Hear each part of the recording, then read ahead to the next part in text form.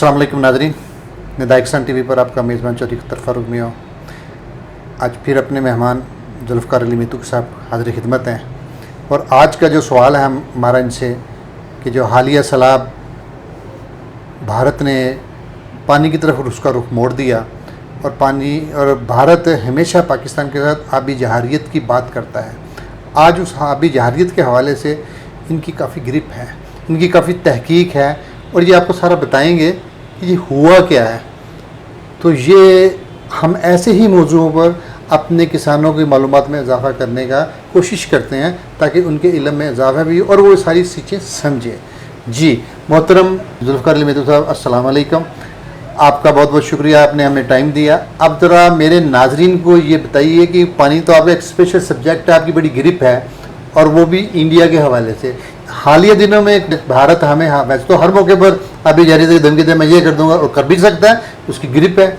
अभी उसने फिर धमकी दी और बल्कि धमकी क्या दी, उसने अमली तौर पर कर दिया था और किया भी ऐसा कि अगर वो रोंगटे खड़े हो रहे हैं कि अगर वो सारा कुछ हो जाता तो यहाँ सारा कुछ मिलिए। ज़रा वो मेरे नाजरीन को जो सारी अल्फाज की तस्वीर कशी करते हुए ज़रा बताइए कि ये कैसा हुआ और क्या हुआ और इसमें कौन कौन से अदारे हमारे बेनकाबी कुछ हुए हैं और कुछ हमारी खामियां भी सामने आई हैं। ये सारा तफसील से ज़रा बताइएगा।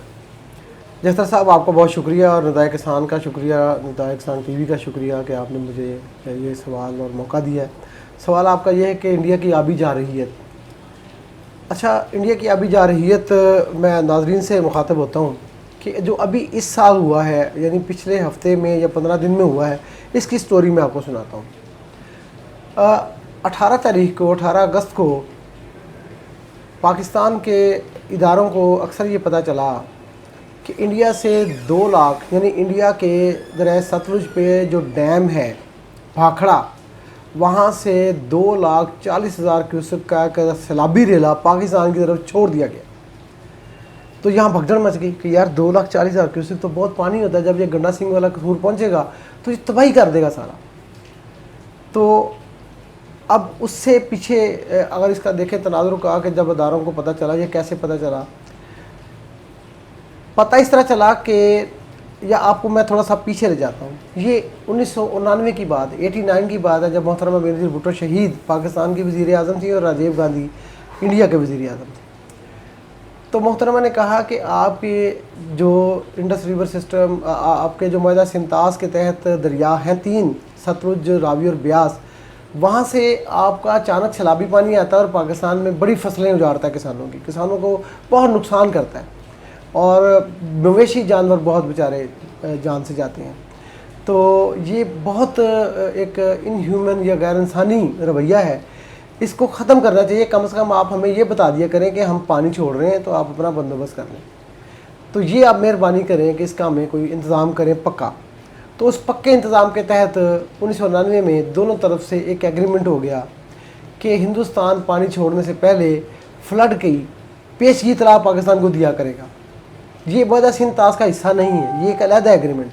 तो दोनों वज़ीर आज़म के दरमियान ये मुआहदा होगा। लेकिन पिछले 30 साल में पहली बार ये हुआ, इस जून में और जुलाई में नरेंद्र मोदी की हुकूमत ने उस मुआहदे की जो हर साल तौसीक हुआ करती थी, इस साल उन्होंने तौसीक करने से इनकार कर दिया और कहा कि हम नहीं बताएंगे कि हम कब पानी छोड़ेंगे, कितना छोड़ेंगे, ये हम नहीं बताएंगे। पाकिस्तान को डूबता तो डूब जाए। ये नरेंद्र मोदी की कश्मीर में जो थी वो वारदात के बाद ये दूसरी वारदात थी जो पाकिस्तान को वो सैलाब की पेशगी इतला देने से इनकार कर रहा था। अब हुआ ये कि जून जुलाई का ये ख़बर भी हमने, मैं रोज़नामा दुनिया में और दुनिया टीवी में काम करता हूँ, तो रोज़नामा दुनिया और दुनिया टीवी में हमने ये ख़बर भी शाये की, छापी भी और चलाई भी कि हिंदुस्तान ने मुआहदे की तौसीक से इनकार कर दिया। उस वक्त ये ख़बर ये जून में छपी थी, तो जुलाई में छपी। तो उस वक्त ये ख़बर की लोगों को ग्रेविटी नहीं पता थी, उनको ये पता नहीं था कि ये ख़बर क्या है, कितनी सख्त खबर है। तो जब ये सैलाब 18 अगस्त को उन्होंने 2,40,000 क्यूसेक का रेला छोड़ा तो तब ये भगदड़ मची कि यार, और हिंदुस्तान बता नहीं रहा था और पाकिस्तान के पास कोई इन्फॉर्मेशन नहीं थी। और पता कैसे चला कि ये 2,40,000 क्यूसेक का रेला छोड़ा गया? ये पता इस वक्त चला या उस तरह पता चला कि जब इंडिया के ज़िला लुधियाना के डिप्टी कमिश्नर ने ایک प्रेस कॉन्फ्रेंस की। उस प्रेस कॉन्फ्रेंस में उन्होंने मशरकी पंजाब का या हिंदुस्तानी पंजाब के किसानों को कहा कि तुम्हारी तरफ 2,40,000 क्यूसेक का रेला आ रहा है, लिहाजा तुम दरिया के बेड से निकल जाओ या अपना इंतज़ाम कर लो, फैमिलीज़ को ऊंची जगह पे ले जाओ, महफूज जगह पे ले जाओ। तो वो प्रेस कॉन्फ्रेंस यूट्यूब पे आई और पाकिस्तान के इदारों को यूट्यूब से पता चला कि उनकी तबाही का निज़ाम जो है वो 2,40,000 क्यूसेक के रेले की शक्ल में पाकिस्तान की तरफ आ रहा है। तो ये भागे, कैंप लगाने की बातें हुई, किसानों को, लोगों को, ज़िम्मेदारों को, डंगरों को सैलाब के मुमकिन इलाके से बाहर निकालने की बातें शुरू हुई। डिप्टी कमिश्नर को कह दिया गया कि आप बेड दरिया का जो खाली कराना शुरू कर दें। तो यूट्यूब का आप शुक्रिया अदा करें कि अगर वो ना होती तो फिर बिल्कुल अंधेरा होता। अच्छा, अब 2,40,000 क्यूसेक का रेला चला तो 26 अगस्त की रात को ये अंदाज़ा था कि ये पानी वहाँ पहुँचेगा। अब वहाँ से जो पानी गुज़रा है वो मैक्सिमम गुज़रा है 64,000 क्यूसेक। 64,000 क्यूसेक ने ज़िला कसूर से लेके पाकपतन तक और फिर वो आगे तक तबाही कर दी। किसान डूब गए, तबाह हो गए, बर्बाद हो, सारी फसलें उसके अंदर आ गई। और अब आप अंदाज़ा करें अगर वो 2,40,000 क्यूसेक होता तो फिर क्या होता।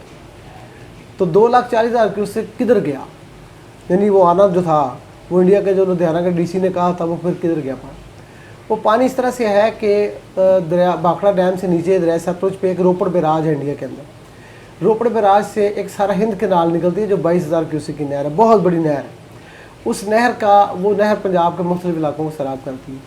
तो पानी का एक बड़ा हिस्सा उन्होंने उस नहर में 22,000 क्यूसेक तो उसमें दिया और उसके बाद जो बाकी उसकी ब्रांच लाइनें थी जो दीगर नहरें हैं बैराजेस पे, बाकी पानी उन्होंने उसको उस तरफ तकसीम किया। करते कराते 1,07,000 क्यूसेक हरी के बैराज पे पहुंचा जो फिरोजपुर बैराज गंडा सिंह वाला के 500 मीटर ऊपर है। 500 मीटर यानी आधा किलोमीटर ऊपर है फिरोजपुर बैराज। और हरी के बैराज से ये फिरोजपुर बैराज तक पानी पहुंचने का जो फासला है अगर 1,00,000 क्यूसेक हो तो 12 से 14 घंटे का, यानी 12 से 14 घंटे में।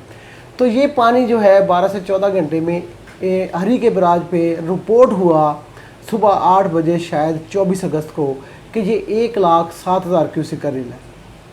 1,07,000 क्यूसेक का रेला भी आता तो अभी 60,000 है जो तबाही की, इसको आप डबल कर लें, डबल तबाही हो जाती।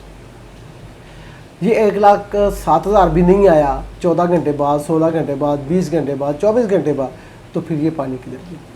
मैं बताता हूँ पानी किधर गया। पानी ये उधर गया कि हरी के बैराज से नीचे जब वो फिरोजपुर बैराज की तरफ बढ़ रहा था तो दरमियान में हिंदुस्तान के अंदर जो सियासी जमातें हैं पंजाब की, उनके अंदर आपस की एक चपकलश है। तो उन सियासतदानों ने जो फ्लड बंद होते हैं, आपको पता है देहात के बाहर भी होते हैं, बड़े बड़े शहरों के बाहर भी बने होते हैं, तो फ्लड बंद ब्रीच कर दिए, शगाफ डाल दी उनमें। वो पानी उनकी अपनी अपनी जिनकी ज़मीनें थी उन्होंने उस तरफ पानी छोड़ दिया ताकि ज़मीनें बंजर जो है वो शराब हो जाए, मुफ्त का पानी मिले और वो अपना अपना सियासत में वो। लेकिन उस सियासत में वो जो छोटे छोटे किसान थे वो भी सारे बर्बाद हो, जिनको पानी नहीं चाहिए था, जिनकी फसलें ही सारी ऊपर से गुजर गया पानी और तबाही बर्बादी हो गई। तो उनकी एक सियासत ने उनके किसानों को, जो हमारी तरफ तबाही का नरेंद्र मोदी ने परवाना भेजा था, वो उसके अपने मुल्क में और एक ऐसे सेंसिटिव इलाके में पंजाब में जहाँ के लोग आज़ादी चाह रहे हैं कश्मीर की तरह, उनके दिल में वो पानी नफ़रत की एक जो है वो बर्छी बन के लगा है। और उन्होंने कहा कि नरेंद्र मोदी ने पाकिस्तान को डुबोने के लिए हमें डुबो दिया। तो ये मैं समझता हूँ कि किसान तो किसान है। मैंने पहले भी कहा था किसान हिंदुस्तान का हो या पाकिस्तान का हो या ब्राज़ील का हो या अफ्रीका का हो या अमेरिका का हो, किसान काबिल एहतराम है, मासूम है। और बेगुनाह किसान के साथ जुल्म करना, मैं समझता हूँ इंसान के साथ जुल्म करना है, पूरी इंसानियत के साथ जुल्म करना है। इसलिए कि किसान पाकिस्तान के, हिंदुस्तान के, पूरी दुनिया के इंसानों के लिए फूड सिक्योरिटी की गारंटी है, ज़मानत है। अगर वो खुराक ना उगाए तो भूखे मर जाए। ये जो जालसाजी ना कि वो भूखा मर गया, भूखा मर गया, ये जो नारेबाजी है या झूठी बातें हैं वो प्रैक्टिकल शक्ल में नज़र आए। तो किसान को सलूट करना चाहिए, दिन रात उसको एहसानमंद रहना चाहिए कि वो आपके लिए खुराक का बंदोबस्त करता है। तो हिंदुस्तान के किसान के साथ जुल्म हुआ है तो मैं समझता हूँ पाकिस्तान के किसान का बेटा होने के नाते मैं उस जुल्म की कंडेम करता हूँ, मजम्मत करता हूँ। और पाकिस्तान के तमाम किसानों को हिंदुस्तान के किसानों के इसके साथ होने वाले इस ज़्यादती और जुल्म की, सियासतदानों के ज़्यादती और जुल्म की मजम्मत करनी चाहिए। इसी तरह से अगर पाकिस्तान के कोई सियासतदान पाकिस्तान के किसानों के साथ कोई जुल्म करता है तो उसकी भी मजम्मत होनी चाहिए। तो ये थी वो कहानी کہ جس کے تحت اچھا اب اس میں آپ کو بتاؤں 2-3 چیزیں اور ایکسپوز ہوئی. ایک چیز یہ ایکسپوز ہوئی کہ ہندوستان آپ کا ازلی دشمن ہے. اس بار اس نے معاہدہ کی توثیق سے انکار کیا تو اگلے سال پھر کر دے گا. تو پھر یوٹیوب اگر انہوں نے بند کرا دی تو پھر آپ کو کیسے انفارمیشن ملے گی کہ بھاکرا ڈیم سے یا مادھوپور براج سے راوی میں پانی چھوڑ دیا گیا.